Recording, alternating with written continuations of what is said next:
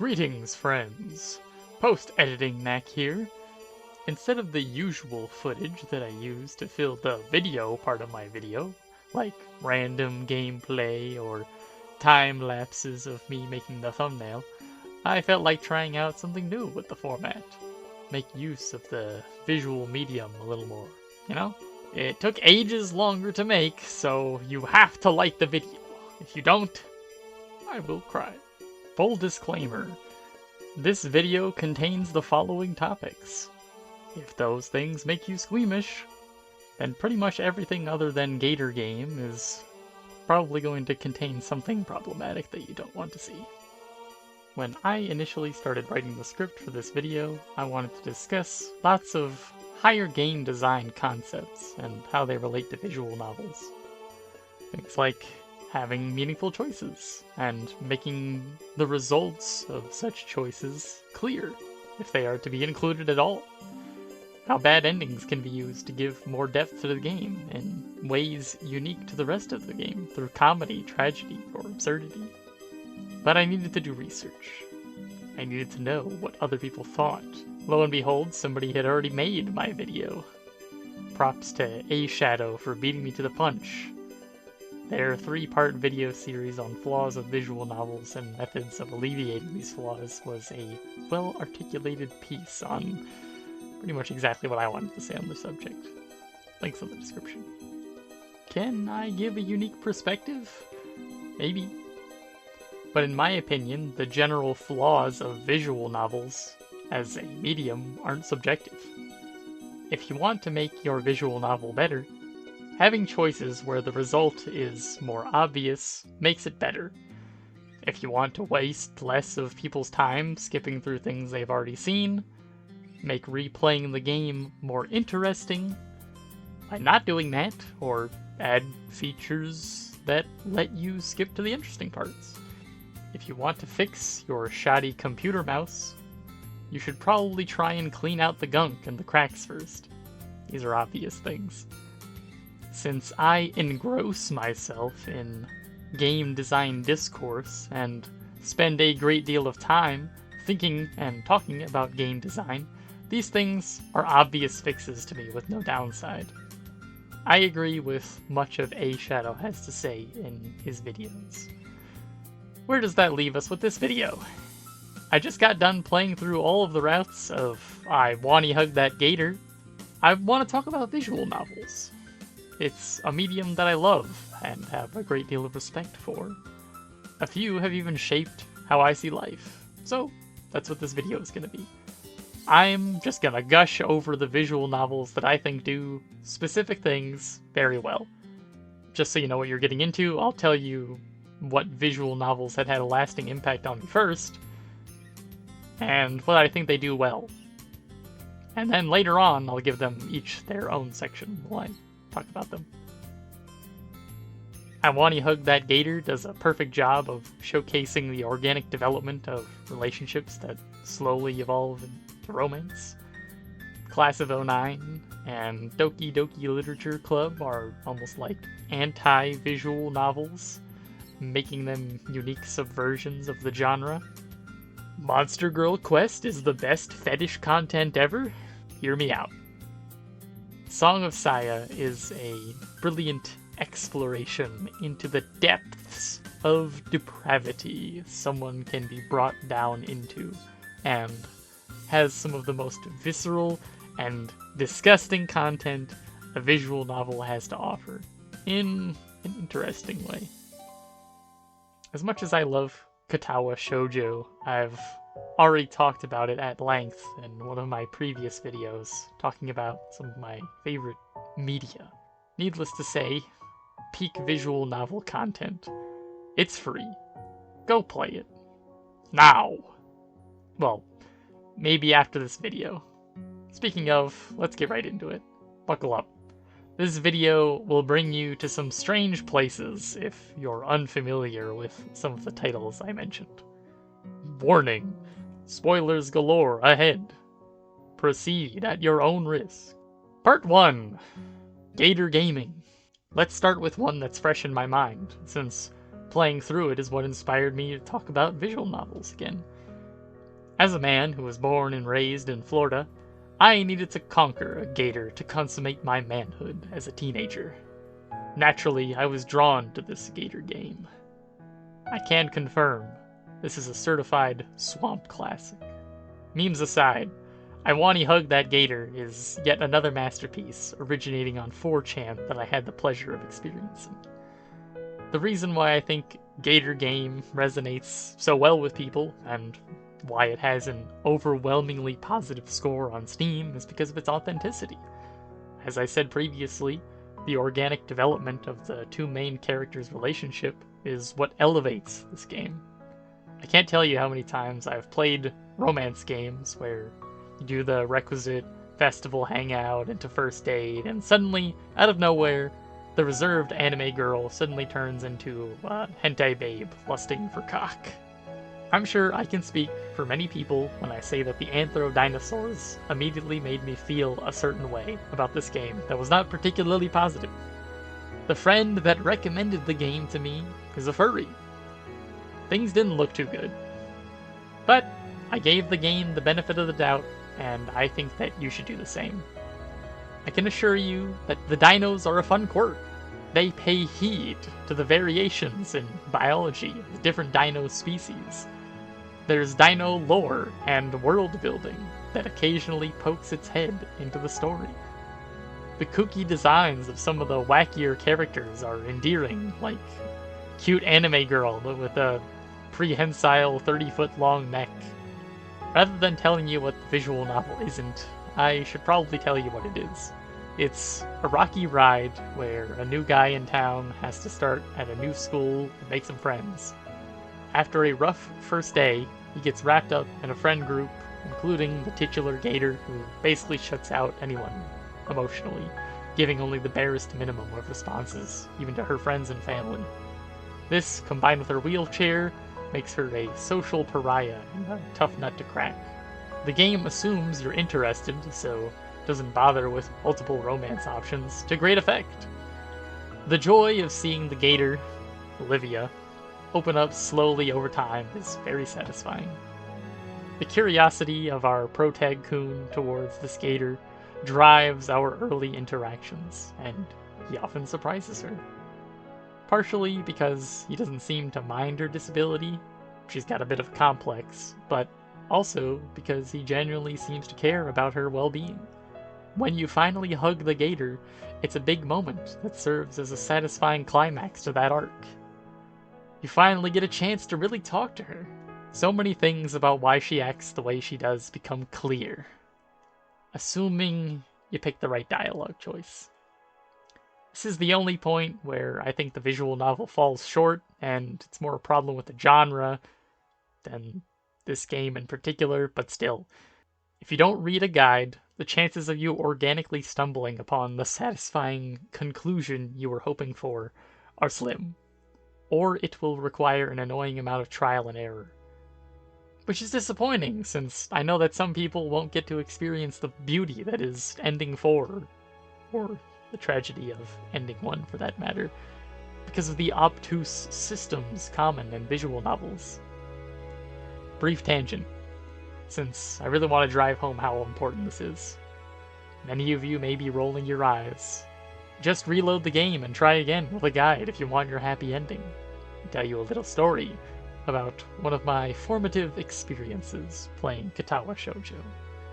My first go at it, I was a Lily main. My experience with the game was incredibly positive, but I found a disappointing ending to the Lily route when she moved away. Damn, they just added a route where the love interest moves away as the finale? That sucks. This is one of the first times I ever played a dating sim style visual novel, so I didn't know that I would need a guide to experience the stories in full. I even played through the other routes immediately after, and none of the other routes led me to believe I was doing anything wrong, solidifying the idea that the Lily route ending was just trash. It wasn't until years later I was looking through the art of the game, because I was trying to find really old concept art, that I found something I didn't recognize called something like lilyending1.png. This prompted me to do a little research. lo and behold, I missed one of the most emotionally resonant moments in the game. When I heard the little jiggle of the music box as Hisao woke up in the hospital, I wept. Did the devs really want me to miss this? This is what happens when you add obtuse hoops to endings, and noobs don't know about the guide meta. Where were we? Right, Gator hugging. Assuming you're looking at the pro guide, or you're a master at video games, congrats! You've made it to the final act in Ending 4. You now get to experience the most warm, emotionally satisfying resolution to a romance I have ever experienced in a visual novel. There were trials and tribulations, there were tragic losses, but as long as you have each other, everything will turn out alright.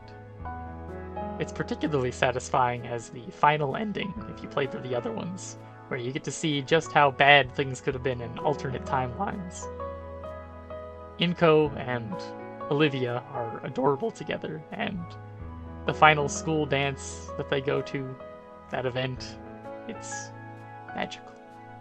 On a separate note, Ending 1 is incredible in just how spectacular the cringe, tragedy, and emotional abuse is. While I don't think that the decisions that led up to that moment are particularly meaningful, the end result is still complete insanity. I wouldn't consider myself a particularly social person.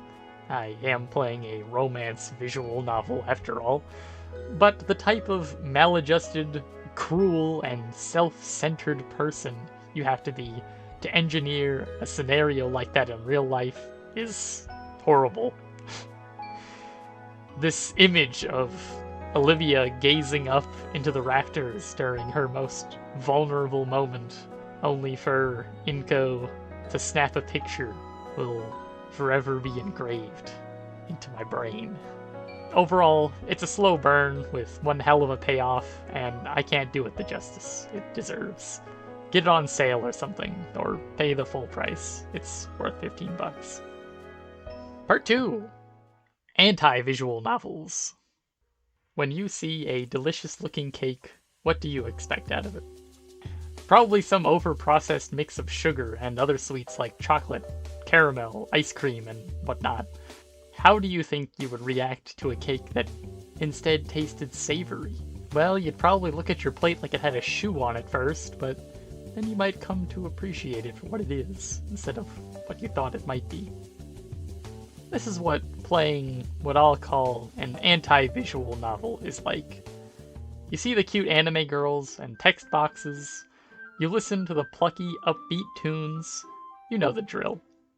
Pick your fave and watch the romance unfold in whatever flavor of visual novel it is, whether it's mechs or monsters.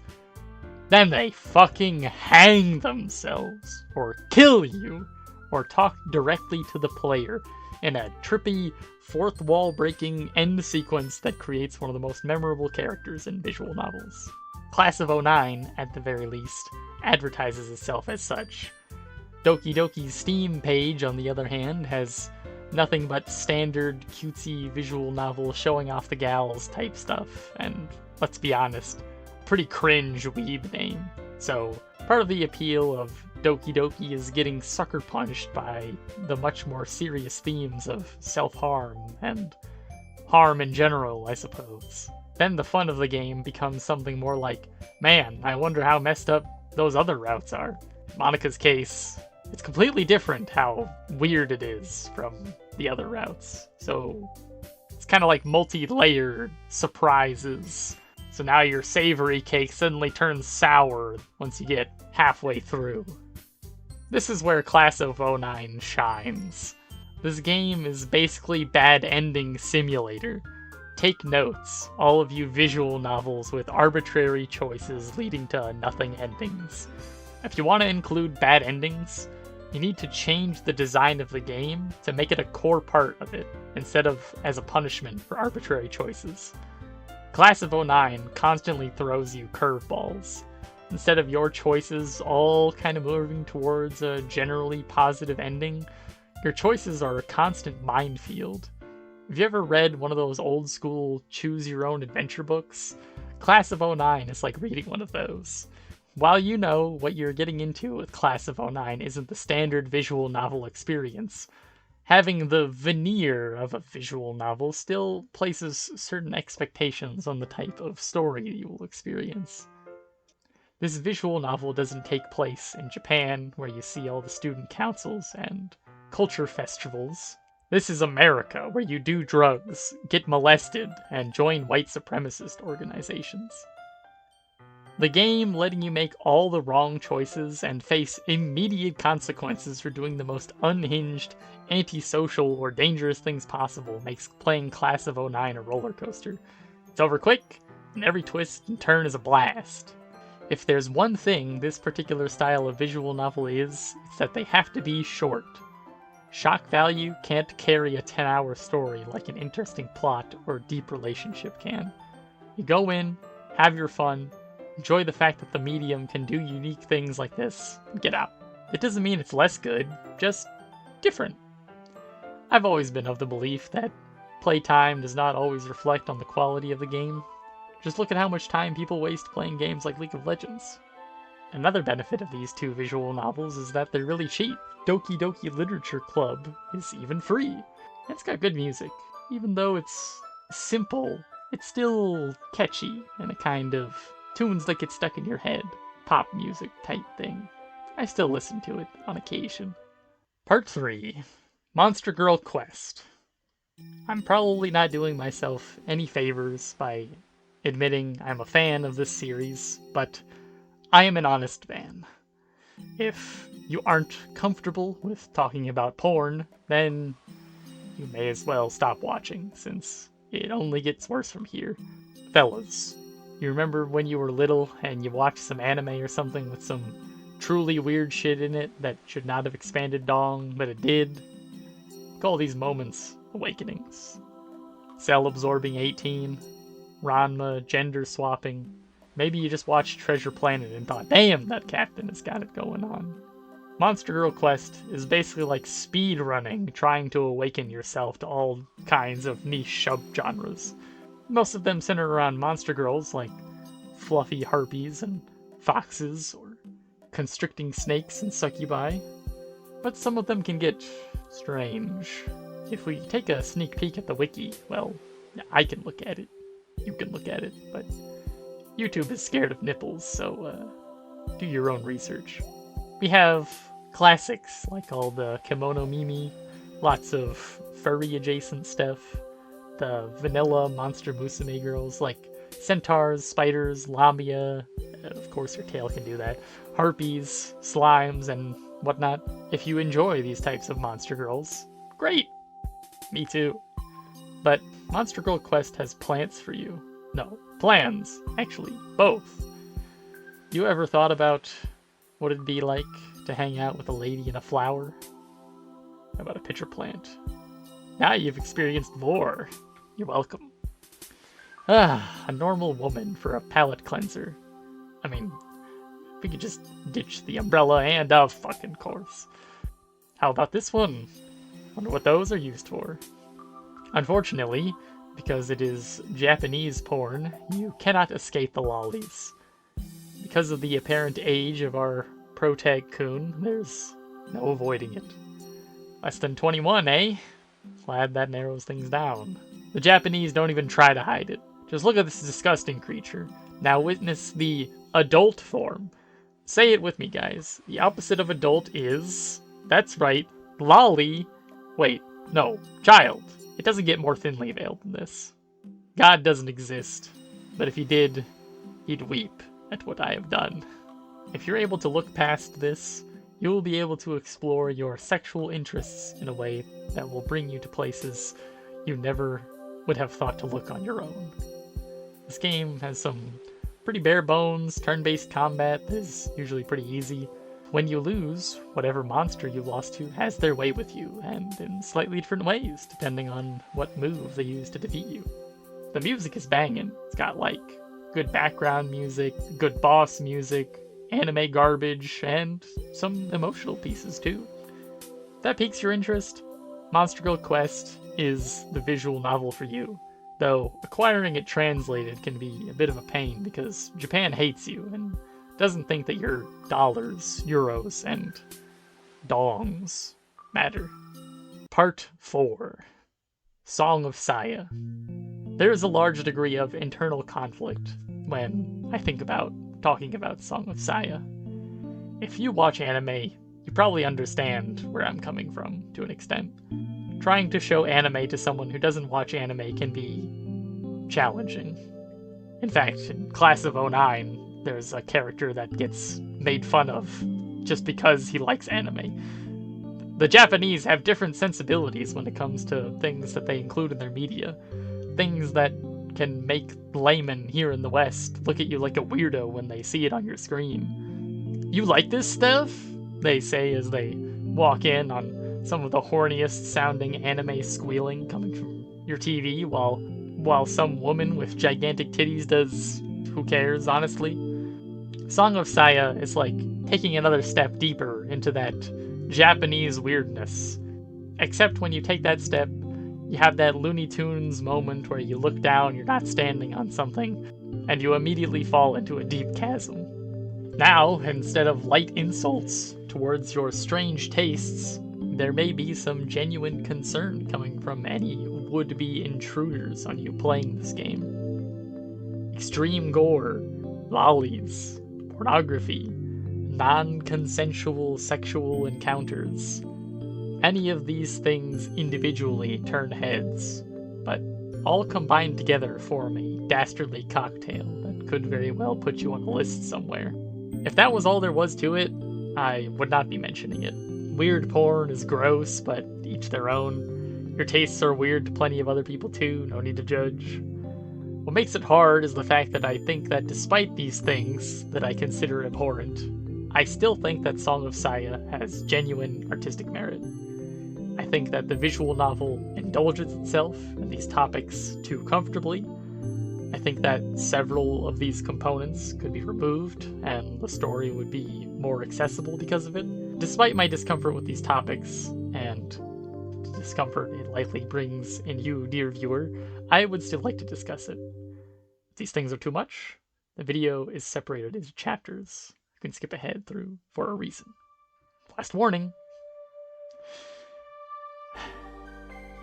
Song of Saya is a horror game that attempts to explore some of the deepest depths of depravity possible.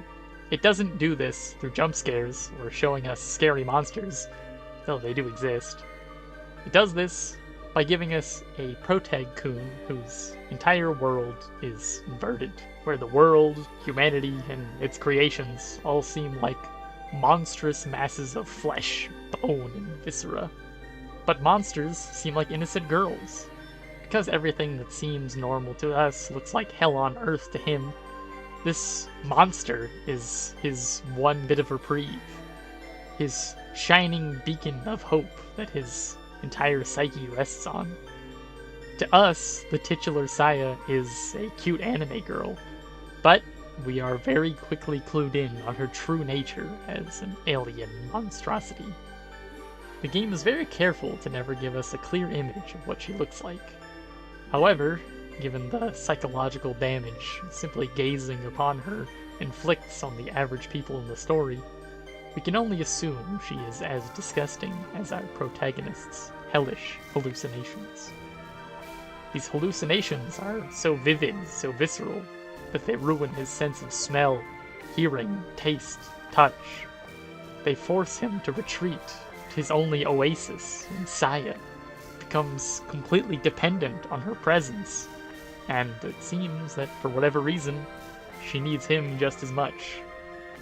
It is this single-minded desire to please one another, paired with Saya's alien mind, that bit by bit, Protag-kun's humanity is eroded. He feigns that his mental health is improving in order to prevent being taken in for experimentation on his unique condition, but that only lasts so long. Eventually, to please his companion, he starts looking into the mysterious disappearance of her father and retreats from his daily life completely. His friends reached out to him and he spits in their faces. Saya just kills them. Or worse, when they try and get too close to the truth. Protag-kun dutifully plays along as Saya gives him glimpses into her alien powers. She wants to help him, so after studying his medical records, she inflicts his illness of hallucinating hell on earth to the next-door neighbor to learn more about it. After some unexpected side effects and following events, Protag-kun ends up having to murder his neighbor, only to realize the raw, mutilated corpse of his neighbor smells sweet to him. Even knowing he holds his neighbor in his hands, the tantalizing allure of its pleasant aroma tempts him. In this moment, Saya offers to fix him, and the game gives you a choice. The easy way out gives you a quick alternate ending, where Protag-kun gets sent to a white room indefinitely for being pinned as an insane murderer. The game gives you an out to escape the horror, but if you take it, you are left dissatisfied. How far down does the bottomless pit go?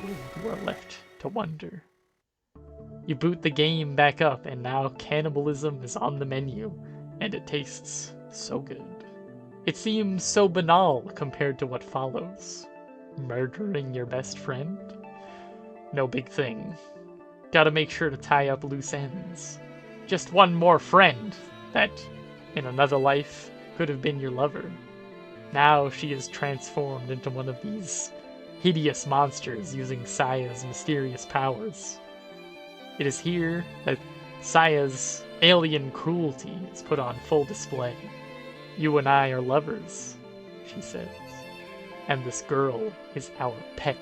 Now that this girl is a monster, and her mind is completely shattered, she looks normal to Protag-kun, and is now free to use for his own perverted desires. Elsewhere, Protag-kun's doctor saves his friend from a cold death at the bottom of a well. There, they find the lab where Saya was, quote-unquote, born. After some rest, best friend Kun decides it's time to end this, and sends some threats to Protag-kun over the phone. Here is where the game splits into two distinct endings. One where the good guys win, and one where Protag-kun lives through this final confrontation. The latter is much more interesting. Through an epilogue where the aforementioned doctor reads through Saya's father's research, we learn more about what Saya is. It seems as though she is an alien meant to colonize the world, but to do so, she must become as close to human as possible. Through a large degree of DNA donations from Protag-kun, she's able to birth not just a child, but an entirely new world. We see the viscera spreading across the city through the accounts of Protag-kun's doctor as she accepts her fate and slowly turns into a monster. Part of the horror of Song of Saya is in these depictions of a man and his monster slowly tearing away at the foundations of his humanity until nothing is left. Some of the horror is in the visual disgust we see in Protag-kun's view of the world, both how he sees it and how others essentially walk in on what he does to his own house to deal with his unusual sickness. Another interesting angle to the horror goes back to how Protag-kun views the world inverted. Every time he experiences something normal of our world, he retches, but anything that seems normal to him carries a much deeper implication. Humans taste like ambrosia. His monstrous girlfriend satisfies him physically just as much as mentally. A monster you can see is scary, a monster you can't, but you still know is out there, is horrifying. This makes the final scene where Saya, presumably, dies giving birth to this new world all the more unsettling. Saya blooms. It's beautiful. Overwhelmingly, painfully beautiful. If we were to take our protag-kun goggles off, what would we see? That is the part that disturbs me the deepest about this story. True horror turns your imagination into your own worst enemy. This almost angelic creature no doubt looks like some malformed, fleshy monstrosity straight out of the ending sequences of Akira. But we are left to wonder because of our unreliable narrator. The scariest part is just how realistic it is, that love is the driving factor behind most of the depravity. How far we're willing to go for love. We usually like to see this as a positive, but the personal choice of having a cute girlfriend over humanity continuing to exist doesn't seem like a far-fetched thing for a human to think. We're irrational as fuck when it comes to love. Protag-kun certainly didn't know this was going to be the result, but I'm sure given the choice, at least by the end of the story, he would have embraced humanity's downfall if it was Saya's dying wish.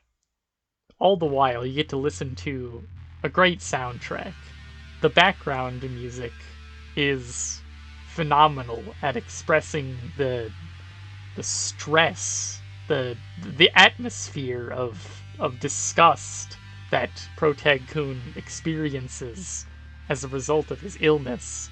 It's certainly not something that you want to listen to on its own, of course, but in the context of the game, it's perfect.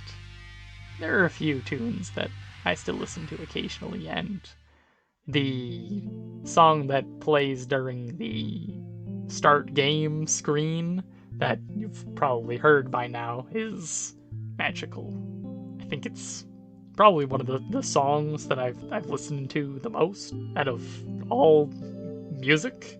Yeah, Song of Saya is great. There's a lot of hoops to jump through in terms of, what you're able to stand, but if your heart is stone, you can get a lot of enjoyment out of Song of Saya. This has been fun. It was a good excuse to go back and play some of the most entertaining visual novels I've done before. I was considering trying out Monster Girl Quest Paradox to get a kind of same thing but different experience, but I wasn't really in the mood to play an RPG Maker game. Probably could have played the Class of 09 spin-offs, but they're in the mixed reviews tier, so they've likely gone astray.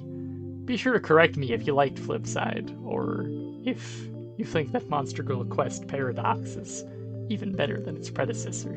This is a tabletop role-playing game channel? Nah, it's a phenomenal gaming insight channel. Don't look at the shitpost. Considering the low barrier for entry and my propensity for writing, I have actually considered making visual novels in the past. I love yapping and writing, but I hate the mechanical process of coding things or sliding audio files into video editing software. Things gotta have a nice package though, Nobody would just listen to a still image of some guy yapping for hours, right? I know the topics in this video seem like a disparate bunch, and some of them contain media that is questionable at best. But I am a firm believer that art exists in a unique position that allows us to engage with topics from a safe distance. It lets us engage with the uncomfortable and the theoretical. The perfection that is the romance in Gator Game is on the complete opposite side of the spectrum as Song of Saya, but instead of being depraved, it's aspirational. Why not learn about the best of the best to look towards what you want to be, and the worst of the worst to know what to avoid? As long as you make an informed decision on what it is you're getting into, you are aware of the problematic ideals the game is pushing onto you, and you aren't spreading the media to those it can do genuine psychological harm to without consideration, then I believe there is no issue in engaging with media on a personal level. We can experience horrible things, do horrible things. We kill in video games on the regular, but it does not make us mass murderers. Why not experience a little depravity or some guilty pleasures? Just have to make sure you aren't bringing it into your life or others' lives carelessly. Before I insult myself too much, thanks for watching. If you want to listen to me yap about something, then feel free to leave a comment or subscribe, and I'll see you next year.